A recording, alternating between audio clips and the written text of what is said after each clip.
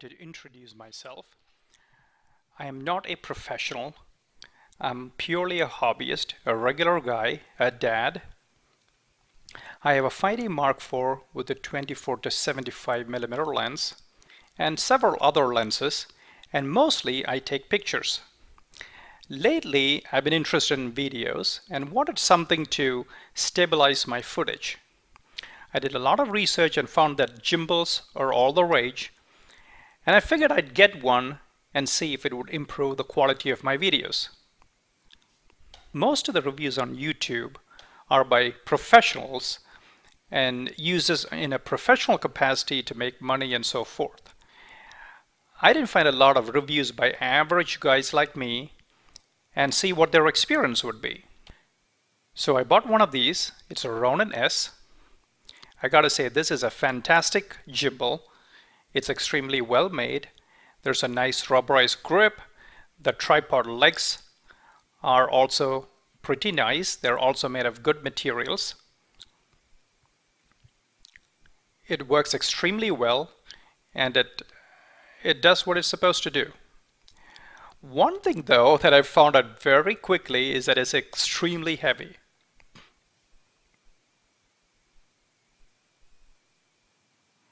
When you hold it with two hands like this, it's not too bad.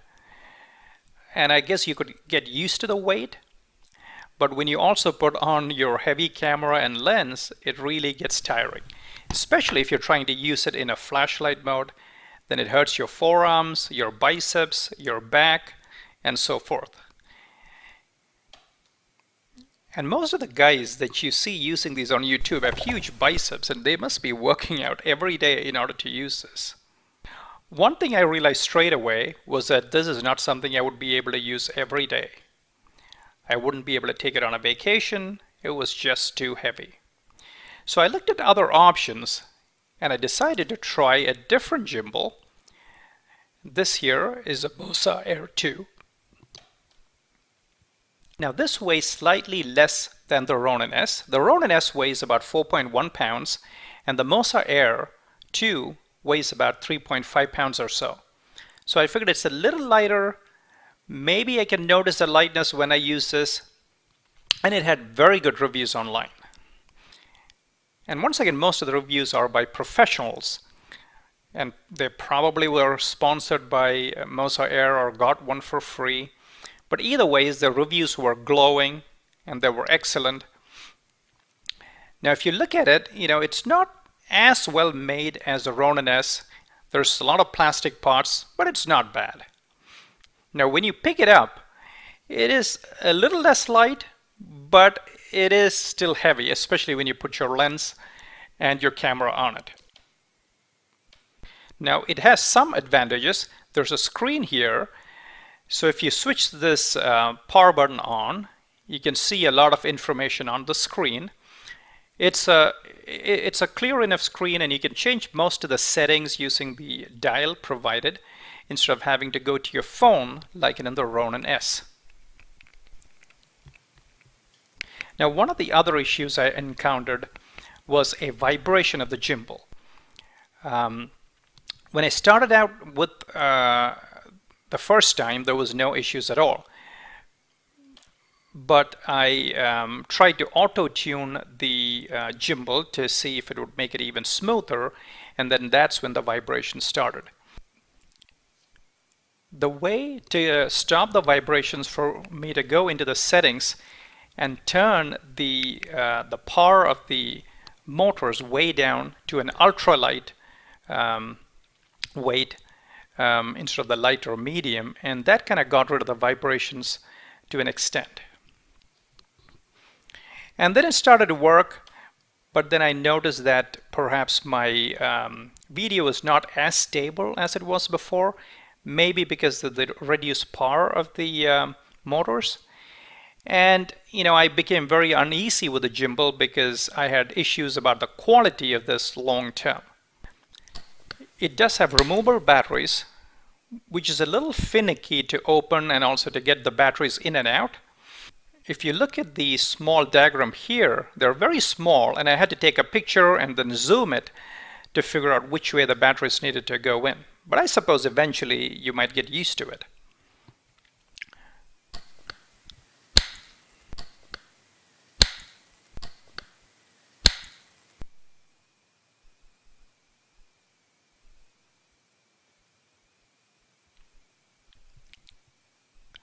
Another issue I encountered was that the motor died all of a sudden on me.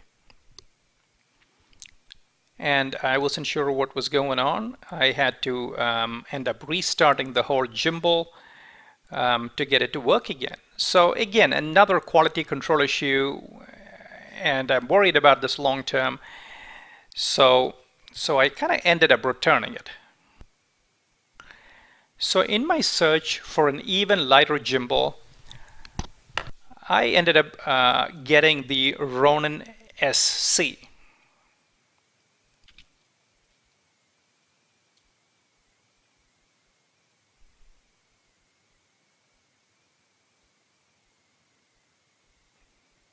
Now this is also a fantastic little gimbal.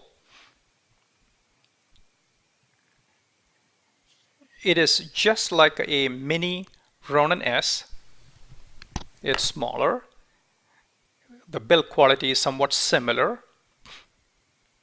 It also has a rubberized grip and rubberized tripod legs. It is much lighter than the Ronin S. It weighs only about 2.4 pounds. And the arms are much smaller, so you can't hold bigger cameras on it. Now, one of the problems I ran into this gimbal was that I could not balance by 5D Mark IV with the 24 to 70 millimeter lens because the camera was too long and it became front heavy.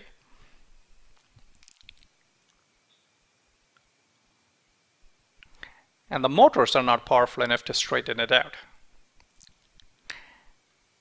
One other thing I wanted to mention is that I have a Manfrotto quick release plate. I think this is the 200 PL or something. So this is extremely useful. What I can do is I can put my camera in here, take it off very quickly, and then slap it onto a tripod. And in fact, with all of these gimbals, I attached a Manfrotto quick release plate on top of the other quick release plate so I could move the cameras pretty quickly between gimbals and onto a tripod. As you can see, this is my 5D Mark IV with the 24 to 70 lens, and there's really no way the Ronin SC can balance this. It's just too front heavy, and no matter what I did, I could bring it back, forward, it just wouldn't balance. And the motors are not powerful enough to compensate.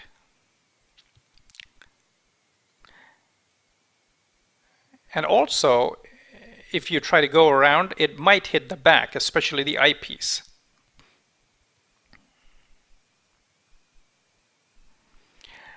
On the other hand, if I use a 50 millimeter lens, it is very easy to balance and it works really well.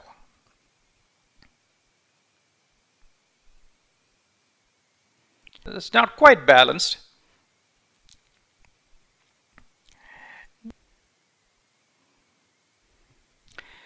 Now, one of the other issues with the gimbal is that to switch it on, it's a two-step process.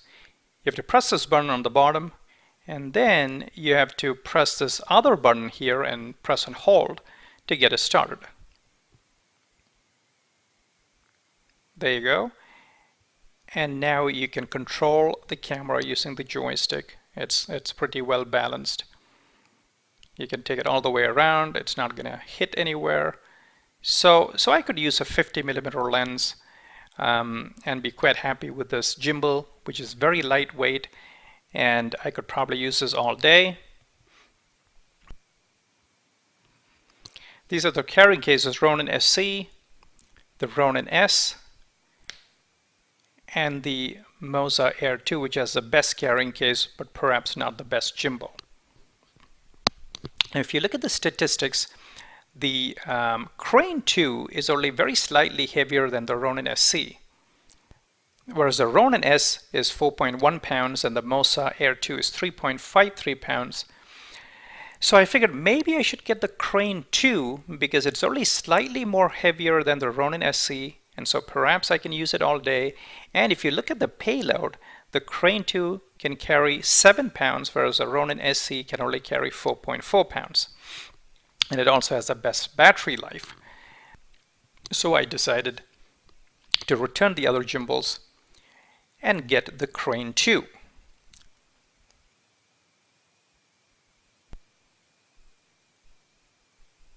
It also comes in a really nice case.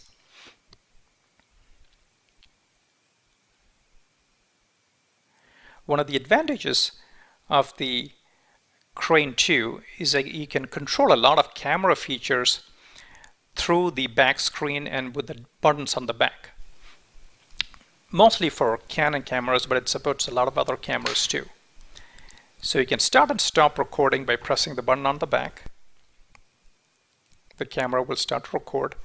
You can turn on and off live view, and you can change aperture, ISO, and a lot of the other settings. It also has a focus wheel that you can turn to change the focus on the camera. I haven't played around with it too much. I mostly just use the autofocus on my Canon 5D Mark IV, which is pretty good, and I find it easier to just touch the screen and pull focus that way.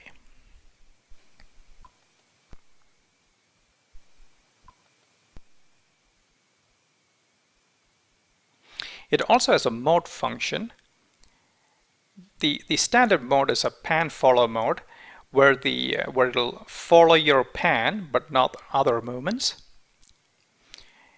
If you change it to a lock mode, it locks in all axes, and from here if you double click on it, it goes to a follow mode where it follows all of your movements, up, down, left, right, etc.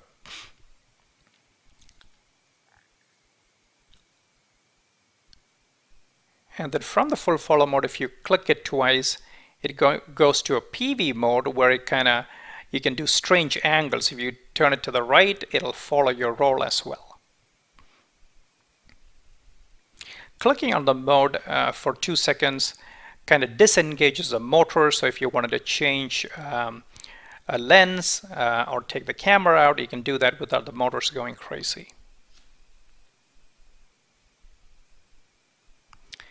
One of the issues with this is when you go into the inverted mode, the front of the gimbal hits my camera hood. So I think you can get a longer plate where you can get rid of that problem. Compared to the Ronin SC, the Ronin SC is slightly lighter than the Crane 2, but not by much. It's something you can definitely use all day. This is slightly better constructed. It has a rubberized grip, and when you close the handles, it's a little more comfortable to hold. This one comes with a bare metal finish. It's a little difficult to hold, but they do give you a grip. The grip that came with this was an orange one. It looked really bad, so I took it out and used a grip for my tennis racket. I'll probably eventually change it to black, which is probably going to look better. Once this is on, it's very easy to hold. It's very comfortable. The tripod handles, though, have a gap in the middle, so it's not as comfortable to hold as the Ronin SC, but still not too bad. Obviously, the big advantage to the Crane 2 is that it has bigger cradles, so you can hold bigger cameras and longer lenses.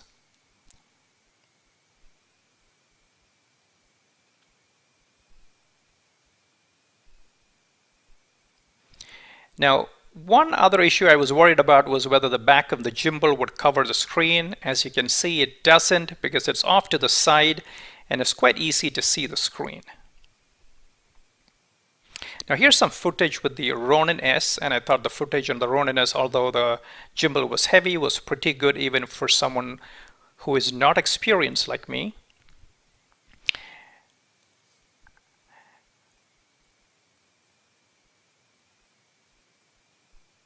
Now the Moza Air 2, I thought the footage was a little more shaky, and it may be due to the fact that I had to turn the power of the motors down to a minimum.